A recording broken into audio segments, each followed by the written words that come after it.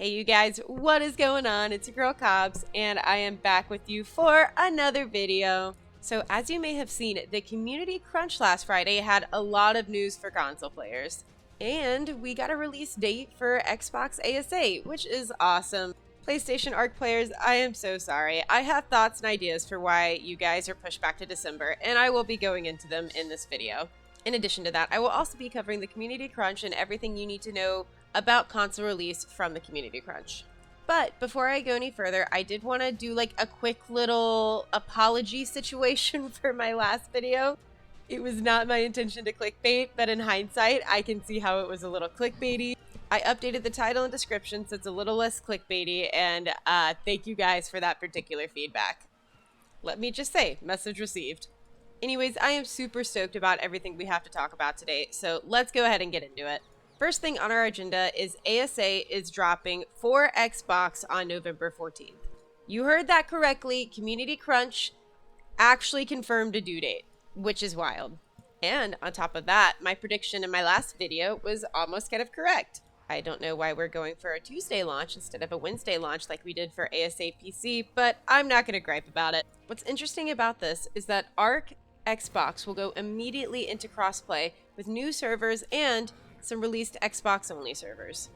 If you guys were around for ASA's PC launch, then you may already be privy to the fact that it did not really go well. Everything was a dumpster fire. Everything still is kind of a dumpster fire, but like a slightly less trashy dumpster fire.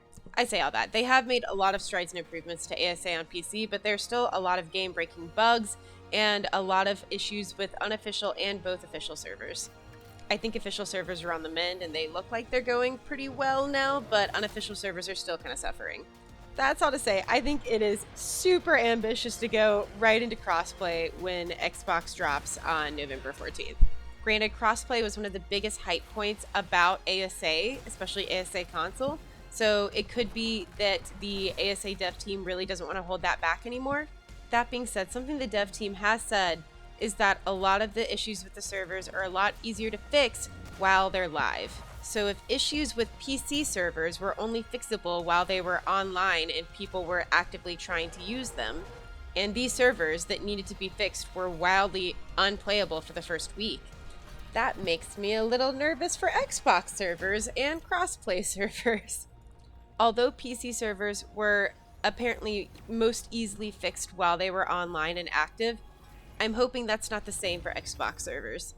Meaning, I hope that they've been able to take this time to fix a lot of the issues that Xbox servers might have had if they had launched along with ASA for PC.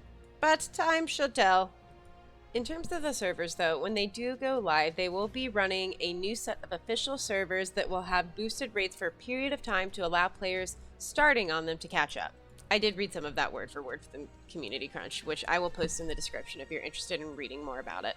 Their hopes is to level out rates by mid-December, which feels like a really long time, at least to me, for these rates to be boosted, but it could just be that I'm not used to official and that this is very normal.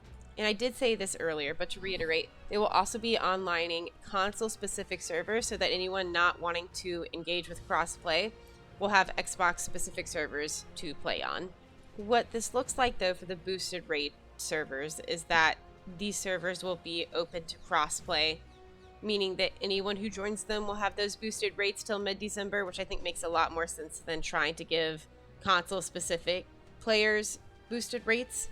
This might have been apparent to everyone else but me, but while I'm talking through it, I think that's the way it makes the most sense. Starting brand new servers with boosted rates for anyone who joins console or PC. It also does say a new set of official servers, so I might be just reiterating something that was already pretty clear. But it makes me wonder, now that PC official servers have been up for a week or so and will have been up by November 14th for about 2 or 3 weeks, how many PC official players are going to move their tribe over to these new official servers? The answer could be a lot. I'm not really sure. I think it will be anyone's guess at this point as to what these new crossplay servers will look like. But in addition to hearing more about Xbox and when Xbox ASA will be dropping, we also heard some news for PlayStation. Unfortunately, PlayStation ASA's due date has been pushed back to December. It looks like they're getting the same treatment when PlayStation ASA launches, where they are opening up new official servers with cross-platform on day one with boosted rates. And on launch, they will have console-specific servers with higher rates and are hoping to have those synchronized by mid-December as well. Although PlayStation is releasing a little later than Xbox, it looks like they're hoping to flatten out and synchronize those rates across the board by mid-December. Now, my thought process for why PlayStation was pushed back has to do with the certification process, and more specifically, the extra step in Sony's certification process that Xbox does not have. Also, I believe Xbox and Nitrado are partners, which could be why Xbox got through the certification process a little quicker. That being said, Sony has 3 different certification governing bodies that Studio Wildcard would have to submit ASA to, and get approved through all 3 of these very separate autonomous governing bodies. On top of that, Sony also has another step in their certification process to allow for quick release patching. So that being said, when you compare console to console, I think it makes sense that PlayStation was pushed back to December. It does look like they're finalizing this with Sony, so hopefully the due date for PlayStation ASA is closer to the beginning of December than the middle of December. Although if they're looking to synchronize PlayStation console-specific server rates by mid-December, then that would lead us to believe that ASA PlayStation has to be out by mid-December. Another thing to consider is that Studio Wildcard's big game day fundraiser for Extra Life was pushed back to December 2nd. I think this came as a surprise to a lot of people, considering Studio Wildcard's big Extra Life game day for the past 6 years has been November 4th. In a twist of unsurprising events, Studio Wildcard also delayed the normal Studio Wildcard Extra Life game day the day before said game day. Although pushing Extra Life back isn't a huge deal, I think it just speaks to a bigger problem that Studio Wildcard has had with communicating to its fan base. It's no surprise to anyone that ASA has been a very frustrating experience. It doesn't matter if you're PC, console, although I will admit console players probably have a bit more to gripe with Studio Wildcard than PC players do at this point. But regardless, we're all pretty irritated with how the game has progressed up to this point. On top of that, I don't know about you guys, but I was really hoping for some kind of formal acknowledgement that things hadn't been going as one would hope from this community crunch.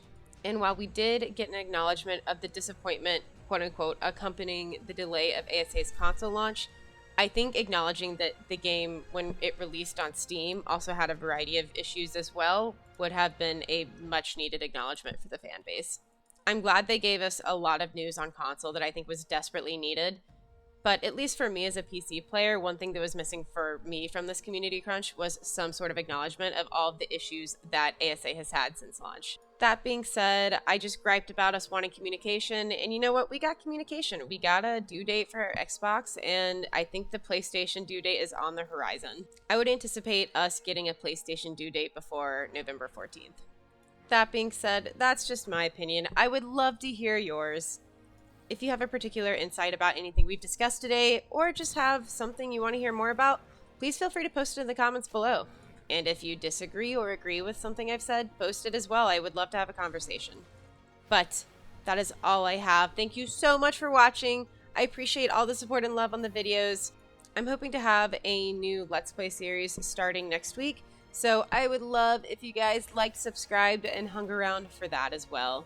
And like I said, if you enjoyed, you should also come hang out with us on Twitch. I stream every Wednesday through Saturday normally, and I think we have a lot of fun. So come check me out in there and hop in our Discord and let's talk some Ark.